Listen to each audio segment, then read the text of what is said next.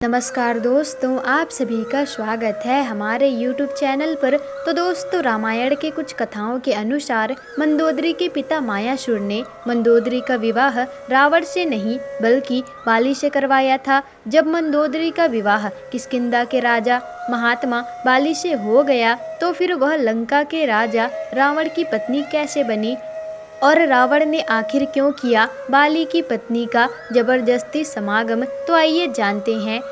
तो दोस्तों, बाली को वरदानी शक्ति दिन दुगनी रात चौगनी बढ़ती ही जा रही थी और उसका प्रमुख कारण था कि वह सुबह शाम ऋषि की तरह संध्या वंदन किया करता था और संध्या वंदन किए बिना अपना दिन या रात वह शुरू करता ही नहीं था। जब किसी शत्रु का वध करता था तो उसके बाद उसके पाप के निवारण के लिए तपस्या भी अवश्य ही करता था।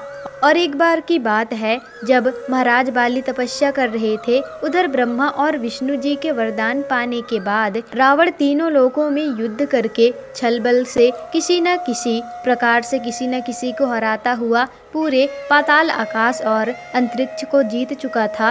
अब वह पृथ्वी के समस्त राजाओं से बारी बारी युद्ध करके अपने अधीन उन्हें करना चाह रहा था और वह अब किसी उद्देश्य से किष्किंधा आया और बाली से युद्ध की मांग की, परंतु बाली उस समय तपस्या में बैठे थे।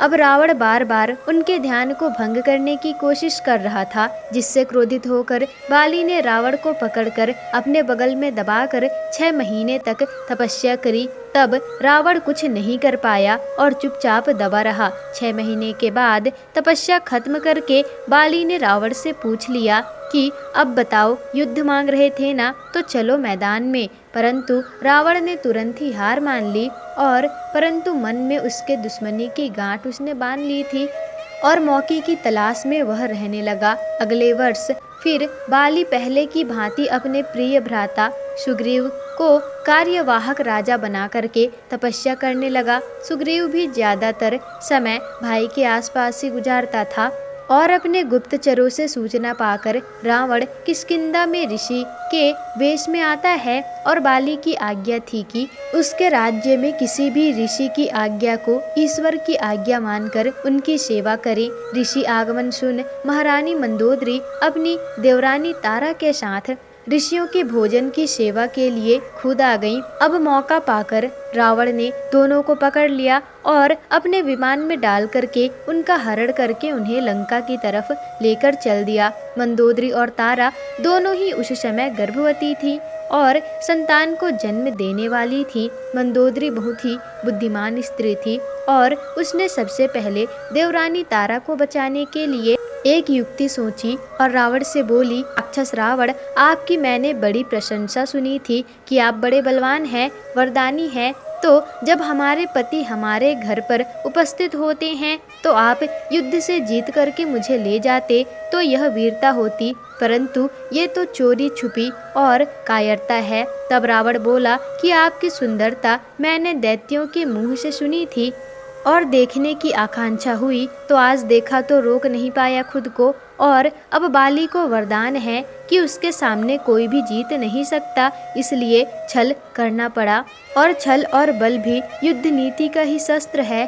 अब मंदोदरी ने पूछा कि तपस्या से लौटने के बाद बाली तुमको और तुम्हारे परिवार, प्रजा और सेना पर आक्रमण करके तुमको मार डालेगा, तब क्या करोगे? दोनों ही राज्य के कितने ही निर्दोष लोग मर जाएंगे और क्या इसकी तुमको कोई भी चिंता नहीं है या कोई भय नहीं है? कौन बचाएगा उनको? रावण बोला कि तुम जैसे सुंदरी अगर मेरी पत्नी हो जाए, फिर मृत्यु भी हो जाए तो कोई बात नहीं, मैं तुम्हारे बिना नहीं रह सकता। अब मंदोदरी ने बोला कि अगर बीच का रास्ता निकाला जाए तो दोनों राज्यों के निर्दोष सैनिक मरने से बच सकते हैं, तो तुम और बाली दोनों युद्ध से बच सकते हो। तो रावण बोला, मैं तैयार हूँ। मंदोदरी ने कहा, मैं तुम्हारे साथ चलूंगी, पर मेरी देवरानी तारा को किष्किंधा में वापस तुम्हें छोड़ना होगा। रावण मान लेता है और तारा को वापस किष्किंधा छोड़ने चल पड़ा और तारा को महल की छत पर उतार दिया। उसके बाद रावण मंदोदरी को लेकर चलता है तो मंदोदरी कहती है कि मैंने ऐसा सुना है कि आपकी गर्जना इतनी भयानक है कि जिसको सुनकर महिलाओं के साथ पशुओं के भी गर्भ गिर जाते हैं। उसने कहा, अगर ये सच है तो मैं भी वह गर्जना सुनना चाहती हूँ। अब रावण ने बड़े ही जोर से अरदास किया, जिससे पूरे ब्रह्मांड में आवाज गूंज गई। इतनी भयंकर आवाज से रानी मंदोदरी के गर्भ जल्दी ही हो गया और उनका पुत्र समय से पहले ही पैदा हो गया। अब यह मंदोदरी का दूसरा त्याग था।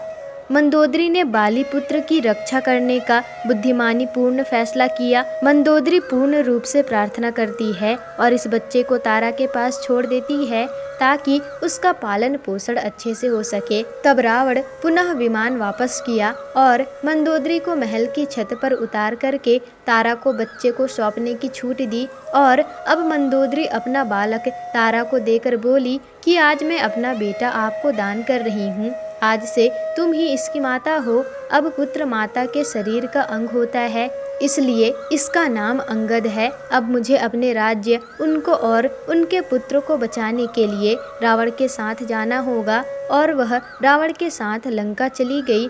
अब रावण ने मंदोदरी से गंधर्व विवाह करके उसको लंका की महारानी बना दिया और परिणाम स्वरूप मंदोदरी रावण से गर्भवती हो गई।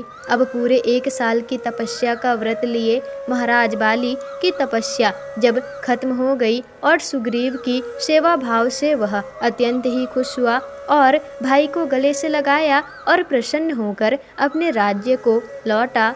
परंतु तारा से सारी घटना सुनकर सुग्रीव को राज्य की रक्षा के लिए छोड़ा और खुद अत्यंत क्रोध में लंका पहुंचा और रावण को ललकारते हुए कहा, लंका में विचरण करने लगा। अब राजा रावण डर से कांपता हुआ कभी किसी महल में तो कभी उस महल में छुपता हुआ घूम रहा था। अब उसको कोई भी उपाय सूझ नहीं रहा था। तब लंका में नरसंहार रोकने के लिए पुनः मंदोदरी ने परोपकार की भावना से रावण का साथ दिया और बाली के क्रोध से बचने का उपाय भी बताया। तो अब रावण ने दूत को भेजकर बाली को राजमहल में बुलाया और मंदोदरी के पीछे खड़ा होकर अत्यंत दीन भाव से बोला कि महाराज, मैं ब्राह्मण पुत्र हूँ, अपने वचनों का पालन करूँगा। आपकी महारानी को आदरपूर्वक आपको सौंप दूंगा। आप पहले हमारा आतिथ्य स्वीकार करो, मेरे साथ में भोजन करो, मेरी दोस्ती को स्वीकार करो। बाली रावण के वचन सुनकर और मंदोदरी की प्रार्थना सुनकर के बाली का क्रोध शांत हो गया और वह भोजन करने के लिए रावण के साथ उसकी रसोई में बैठ गया। अब जैसा कि सभी सनातनी को पता है कि भोजन हमेशा पृथ्वी पर बैठकर ही, लकड़ी के पटरे पर बैठकर ही किया जाता है। पैर की उंगली पृथ्वी पर स्पर्श करती है परंतु एड़ी पृथ्वी के ऊपर रहती है। अब दोनों हाथ दोनों पैरों में रख करके हाथ से भोजन खाया जाता है और भोजन करते समय मौन रहा जाता है। यही तरीका भोजन का है। अब भोजन परोसने वाली स्वयं उसकी रानी थी। उसने 2 थाली में स्वादिष्ट व्यंजन परोसे और रावण और बाली के सामने रख दिया। बाली भोजन के पूर्व ईश्वर को समर्पित मंत्र पढ़ने में अपनी आंखें बंद करता है, परंतु रावण अपनी थाली से एक निवाला खाकर फिर दूसरा निवाला तोड़कर उसमें ही रखकर अपनी थाली बाली की थाली से बदल देता है। अब मंदोदरी को पता था कि बाली कभी भी किसी का भी जूठा भोजन नहीं कर सकता, इसलिए उसने यही काम किया और यह काम रावण से करवाया।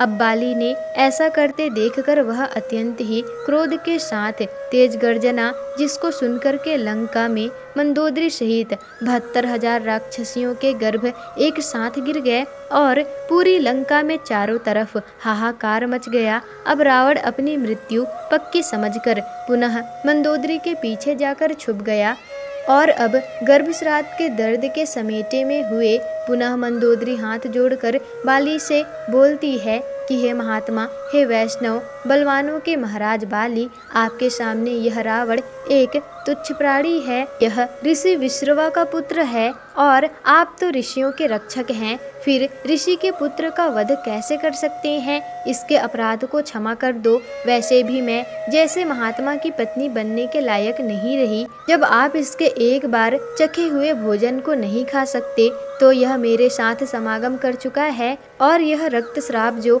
आपकी गर्जना से हो रही है, यह संतान इनकी ही पैदा होने वाली है, इसलिए मैं आपके योग्य नहीं रही। अब मंदोदरी की बात सुनकर बाली का क्रोध कम हुआ, परंतु उसने कहा कि इसने अपनी गर्जना से हमारे पुत्र अंगद को समय से पूर्व जन्म करवा करके उसको शारीरिक रूप से कमजोर किया है, इसलिए आज लंका की कोई भी गर्भवती अपने बच्चे को रोक नहीं सकती, जिससे लंका की सारी स्त्रियों की गर्भ एक साथ गिर जाते हैं।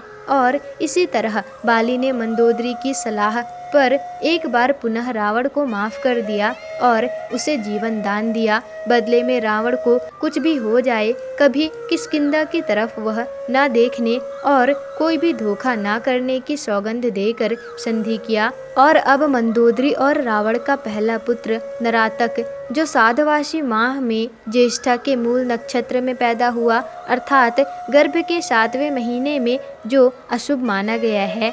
साथ ही ज्येष्ठा के मूल में पैदा होने से पिता की भी मृत्यु हो जाती है, इसलिए आचार्यों ने जो उपाय बताया वही रावण ने किया और सभी 72,000 बालकों को नदी में एक साथ बहा दिया गया, जो बहकर नदी के बीच में खड़े एक वृक्ष तक पहुँचते हैं और उससे चिपक कर उसके दूध को पीते हुए बड़े होते हैं। तो दोस्तों, यही थी आज की कहानी। आपका इसके बारे में क्या कहना है हमें कमेंट बॉक्स में ज़रूर बताइएगा, और वीडियो कैसी लगी ये भी हमें कमेंट करके बताइएगा। और अगर वीडियो अच्छी लगी हो तो वीडियो को लाइक, शेयर, कमेंट और चैनल को सब्सक्राइब जरूर ही कर दीजिएगा, जिससे कि आपको ऐसी ही जानकारी पूर्वक वीडियोस आगे भी मिल सके।